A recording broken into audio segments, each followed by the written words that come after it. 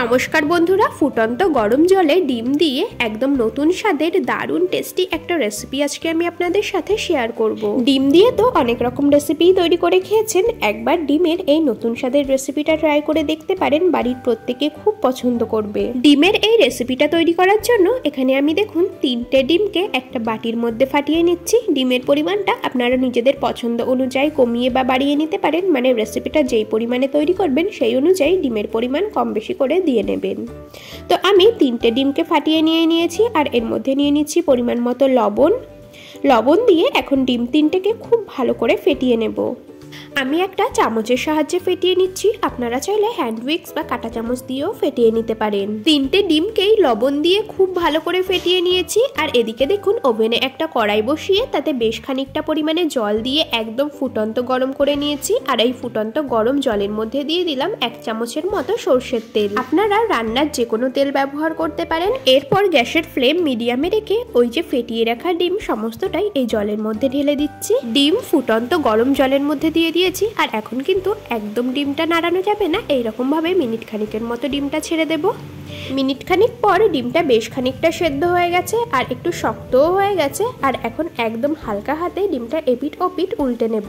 বন্ধুরা, হাতে একদম অল্প সময় থাকলে চটজলদি 10 থেকে 15 মিনিটের মধ্যে ডিমের এই দারুণ টেস্টি রেসিপিটা তৈরি করে দেখতে পারেন। ভাত, রুটি, পরোটা, লুচি যে কোনো কিছুর সাথে পরিবেশন করতে পারেন, খেতে দুর্দান্ত লাগে। আপনাদের সাথে কথা বলতে বলতে এদিকে আমি ডিমগুলোকে খুব ভালো করে সেদ্ধ করে নিয়েছি আর এখন দেখুন একটা ঝাঁঝরি হাতা দিয়ে খুব ভালো করে জল ঝরিয়ে একটা প্লেটের মধ্যে ডিমগুলোকে তুলে নিলাম। প্লেটের মধ্যে তুলে ডিমগুলোকে একটু ঠান্ডা করে নেব। ডিম ঠান্ডা করে নিয়ে এই যে পিসগুলো এগুলোকে একটু ছোট করে নেব, মানে ডিমের পিসগুলো যেহেতু অনেকটাই বড় রয়েছে সেই জন্য হাত দিয়ে ছিঁড়ে একটু ছোট ছোট পিসে কেটে নিলাম।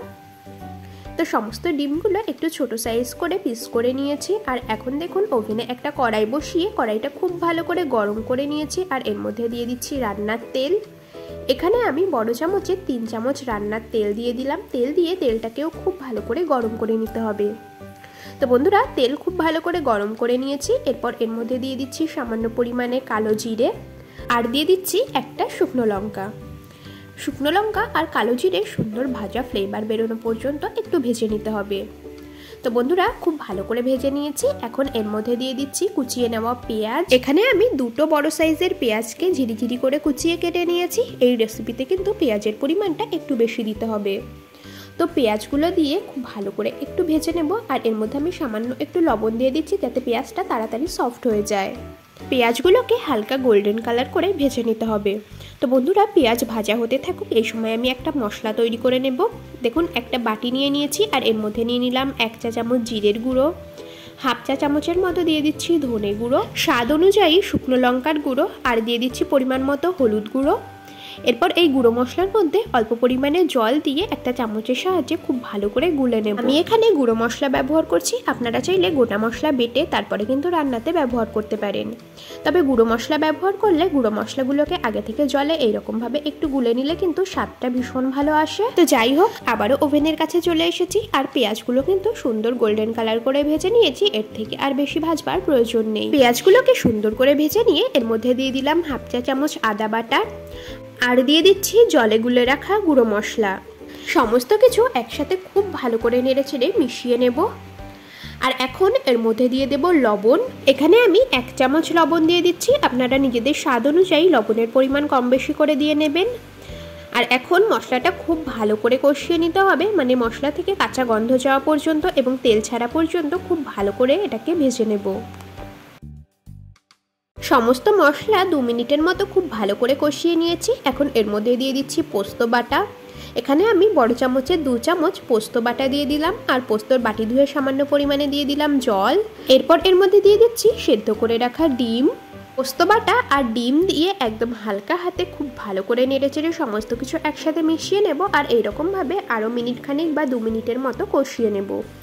যতক্ষণ না আবারও মশলা থেকে সুন্দর তেল ছাড়ছে ততক্ষণ পর্যন্ত কিন্তু কষিয়ে নিতে হবে। তো বন্ধুরা, দেখুন ওই 2 মিনিট মতো আরও কষিয়ে নিয়েছি আর দেখতেই পাচ্ছেন মশলা থেকে কিন্তু সুন্দর তেল ছেড়ে দিয়েছে। এখন এর মধ্যে দিয়ে দিতে হবে জল। আমি একটা বাটি মেপে 1.5 বাটি দিয়ে দিচ্ছি জল। আপনারা যেই রকম গ্রেভি রাখবেন সেই অনুযায়ী জলের পরিমাণটা কম বেশি করে দিয়ে নেবেন। জল দিয়ে সমস্ত কিছু একসাথে খুব ভালো করে নেড়েচেড়ে মিশিয়ে নিচ্ছি আর ঝোলটা ফুটে আসা পর্যন্ত এটা রান্না করে নেব। তো বন্ধুরা দেখুন ঝোল ফুটে এসেছে। এখন একটা ঢাকনা দিয়ে 3 মিনিটের জন্য তরকারিটাকে ঢেকে দিলাম। 3 মিনিট মিডিয়াম টু হাই ফ্লেমে রান্না করে নেওয়ার পর এখন ঢাকনা খুলে নিচ্ছি।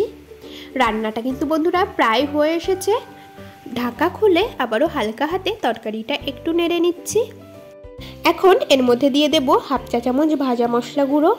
ভাজা মশলা বলতে এখানে আমি গোটা জিরে আর গোটা ধনে ড্রাই রোস্ট করে তারপর গুঁড়ো করে নিয়েছি। ভাজা মশলা গুঁড়ো দিয়ে খুব ভালো করে নেড়েচেড়ে ডিমের এই কারির সাথে মিশিয়ে নিলেই কিন্তু রেসিপিটা একদম কমপ্লিট হয়ে যাবে। তো বন্ধুরা সমস্ত কিছু একসাথে খুব ভালো করে মিশিয়ে নিয়ে গ্যাসের ফ্লেম অফ করে দিয়েছি। এখন এটাকে একটা প্লেটের মধ্যে পরিবেশন করে নেব। গরম গরম ভাত, রুটি, পরোটা, লুচি যে কোনো কিছুর সাথে পরিবেশন করতে পারেন, খেতে দুর্দান্ত লাগে। বন্ধুরা এই সময় আমি আপনাদের সাথে একটা কথা শেয়ার করে নিই। আজ আমার এই রেসিপিটা দেখতে যদি নতুন কোনো বন্ধু এসে থাকেন তবে প্লিজ চ্যানেলটি সাবস্ক্রাইব করে বেল নোটিফিকেশন অলে সেভ করে দেবেন, যাতে আমি নতুন কোনো ভিডিও আপলোড করা মাত্রই সবার আগে আপনার কাছে পৌঁছয়। বন্ধুরা আমাদের আজকের এই রেসিপিটা আপনাদের কেমন লাগলো অবশ্যই আমাকে কমেন্টস করে জানাবেন। যদি ভালো লেগে থাকে তবে ভিডিওটিতে একটি লাইক এবং শেয়ার করে দেবেন। রেসিপিটি সম্পূর্ণ দেখার জন্য আমার সকল বন্ধুদেরকে অসংখ্য ধন্যবাদ জানিয়ে আজ এখানেই শেষ করছি। আবার দেখা হবে পরবর্তী কোনো রেসিপির সাথে। ততক্ষণ সকলে ভালো থাকবেন, সুস্থ থাকবেন।